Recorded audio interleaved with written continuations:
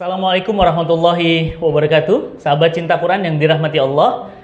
Tidak ada duka, tidak ada bencana, tidak ada kesedihan yang mendalam kecuali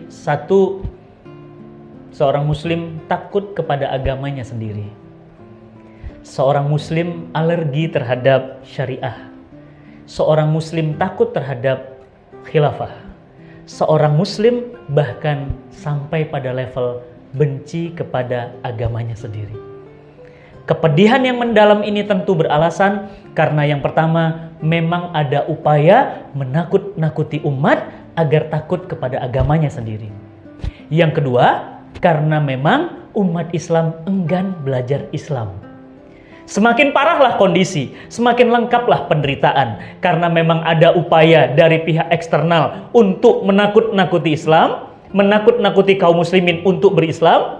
Yang kedua, ditambah lagi, umat Islam tidak mau belajar Islam. Umat Islam tidak mau mengkaji Islam. Sehingga hari ini kita lihat di mana-mana umat Islam yang menentang syariah. Umat Islam yang menolak khilafah. Umat Islam yang tidak mengenal panji-panji Islam. Umat Islam yang menolak hukum-hukum yang berasal dari Allah Subhanahu wa Ta'ala. Umat Islam tidak terima dengan hukum waris. Umat Islam menolak hukum poligami. Umat Islam sendiri yang kemudian menolak hukum yang terkait dengan persaksian wanita dan pria. Umat Islam sendiri yang tidak setuju terhadap larangan presiden wanita dan seterusnya. Siapa yang menolak syariah? Tentu umat Islam sendiri. Dua faktor yang saya sebutkan tadi terjadi di tengah-tengah kita. Barat, orang-orang kafir memang telah berupaya pagi dan siang juga malam untuk menakut-nakuti kaum muslimin agar kaum muslimin tidak mau mengambil Islam.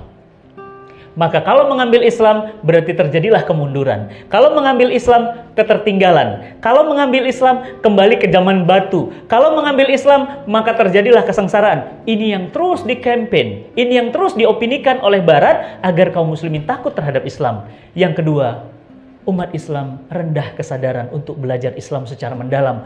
Andai saja umat Islam mau belajar Islam, mereka takut dengan syariah. Apa yang mereka takutkan dengan syariah?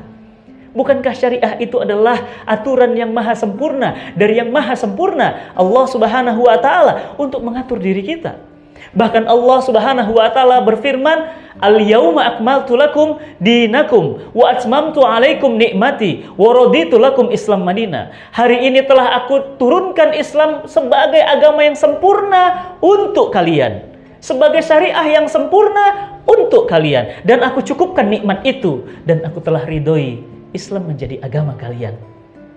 Maka apa yang salah? Mengapa kemudian umat Islam takut terhadap syariah?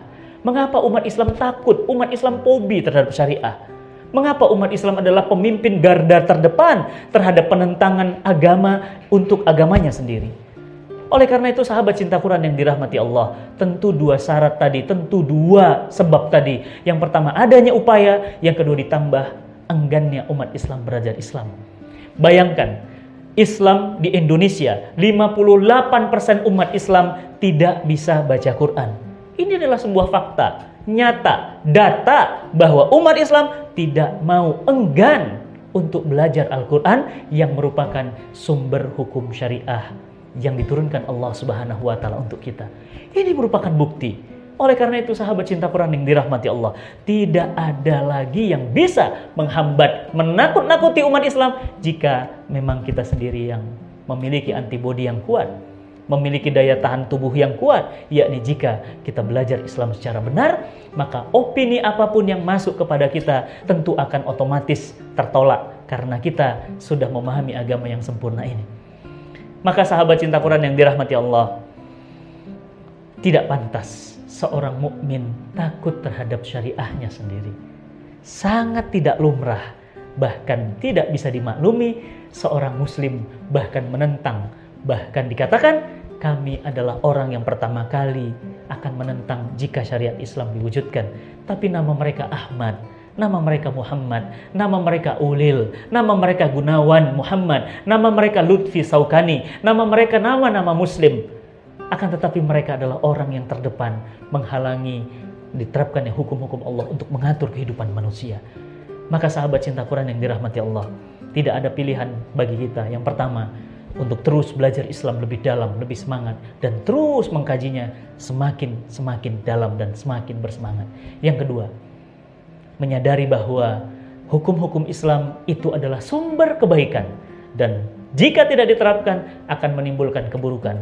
Allah Subhanahu wa taala menegaskan, "Wa ma arsalnaka illa rahmatan lil alamin." Kami turunkan Islam ini kepadamu wahai manusia, kepadamu wahai Muhammad, untuk menjadi rahmat atas segala alam.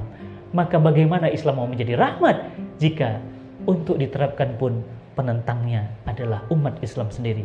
Na'udzubillah min zalik. Tentu ini kesedihan yang mendalam bagi saya, kita, dan anak cucu kita nanti tentunya.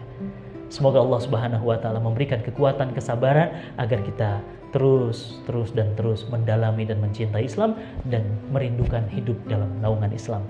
Salam cinta Quran. Assalamualaikum warahmatullahi wabarakatuh.